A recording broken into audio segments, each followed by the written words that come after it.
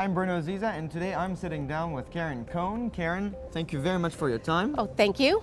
Glad to be here. So Karen, you are the General Manager at Financial Services. Before that, you were the CEO of Tower Group, which is a research firm focused on financial services. Before that, you're a research leader at Gartner. You ran Gartner.com, and you also started at IBM, running operations there, but opening China and Russia. So you've got. Oh, wow, I'm impressed. Yeah, you know me well. Yeah, well, we've done our research work, but you've got a big area of research and knowledge in this space. So I'm curious, why is business intelligence, data, or analytics, why is that important in financial services? It's more than important, it's critical for financial services, Bruno. But let me start by going a little bit back and talking to the changes in the financial services landscape in the last couple of years, and changes that are going forward. There's really been a trifecta effect that's huge in financial services. There are three megatrends that are converging, causing change that is now occurring at a more rapid pace than we've seen in the last 50 years in financial services. First effect, of course, is the financial crisis. The financial crisis created a loss of customer trust at the consumer as well as the corporate and governmental levels, so across the board. That loss of customer trust has made the customers demand certain things from the financial industry and has given them control and power at a level that they've never had before. That's being reinforced by regulators. And the regulators are also much more in control than they ever have been before. So the financial institutions no longer are setting the agenda. The agenda is being set by customers and by regulators, and there's a strong need for the institutions to be able to rapidly adapt to that, which means they need to have the data mining and the analytics capability to get there very quickly. The second key trend that's occurring are the changing demographics.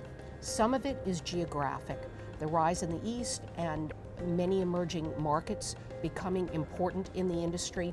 Those emerging markets are often skipping and going to mobile and going to electronic forms of interacting with the financial institutions at a level that is more rapid than usual. Additionally, there's the generational change. And this is perhaps the most important global effect that we're seeing. There's a whole generation of young people coming into the workforce where technology is an extension of everything they do. It's in their DNA.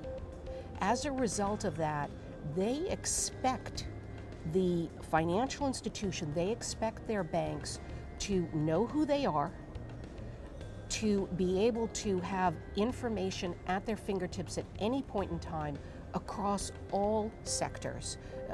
What I mean by that, it's not just when I'm in a retail bank in a branch, they know me, but they know me on the phone, they know me on the internet, and if I'm in a corporate or an enterprise environment, the corporation is known. So all of this information is critical to be at the fingertips of the institution because the generation of people coming in expect that. You add a third mega trend, which are the technology shifts, game-changing technologies that are entering the marketplace, the power of social media. I mean, if I would take an example at Microsoft through its network and advertising properties has 730 million unique users that interact with Microsoft networking properties every month. 730 million, and they interact for fairly long periods of time.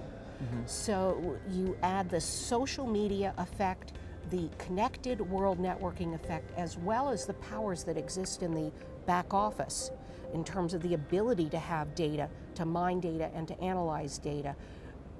Those game-changing technologies enable the industry to meet the demands of their customers, of the regulators, and of a new generation of employees and consumers that are coming into play as important customers.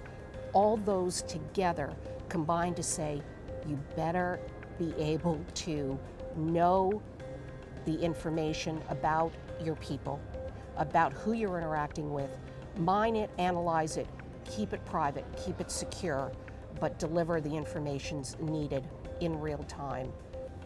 These mega trends are really driving a lot of change. And I want to come back to keep the data private. What I'm hearing here is very interesting, not only just the pressure from regulators, but also the effect of the consumer control and kind of the word of mouth and steroids, the ability that not only do you have difficulty acquiring new customers, but you have to retain them, make sure they're happy, because they will tell all their friends and they can scale that message much faster than they could in the past.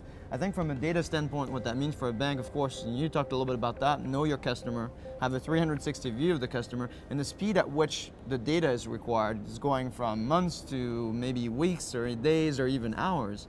Now, in terms of data and the trends for where data is going next, another big trend that we haven't talked about yet is cloud.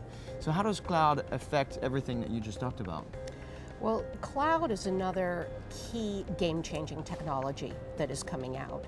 And it's critical because of the level of agility and flexibility that it provides at much lower cost levels. And cost is very important to the financial services industry right now in order for to remain competitive and to deliver the services that these customers who are in control are demanding.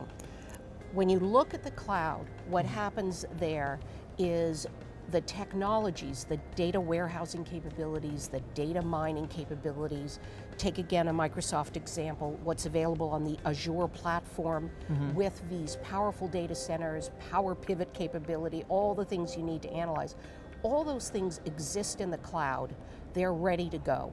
Yeah. What the banks need to do and all the financial services institutions need to do is focus on the business of banking, the business of their customers, and what they need to do to manage this data. The data is owned by the financial institution. The financial institution manages that data. They are able to write applications that deliver to all the various demands of the regulators and of the customers, and they can do it at a much lower cost because they're not worried about maintenance, they're not worried about the technologies, they're not worried about upgrades, they're just worried about the business of the banks and what their customers need. And I think that's a key message, really. When you think about cloud, if you're a CIO out there, don't think about it just as the technology itself, but I think it's one, the option of off and on-premise, the ability to have private cloud, Yes. and more importantly, it's the ability that it gives you to be more cost efficient and focus on the business of running the bank more than just focus on what technology is being used. I mean, cloud is a game-changing technology that enables and makes it much easier for many institutions to deliver what the customers are expecting. I should add, though, that when you look at business intelligence, when you look at data analytics, this is no longer a nice to have. This is completely a must have. Whether it's offered on premises, whether it's offered in the cloud, it's absolutely essential right now that you do know the customer and you leverage this information to have differentiating solutions out to the customers at the same time that the data can be leveraged to meet the appropriate regulatory matters. Thank you very much, Karen, for your time. Thank you for your interest. Until next time, I'm Bruno Ziza.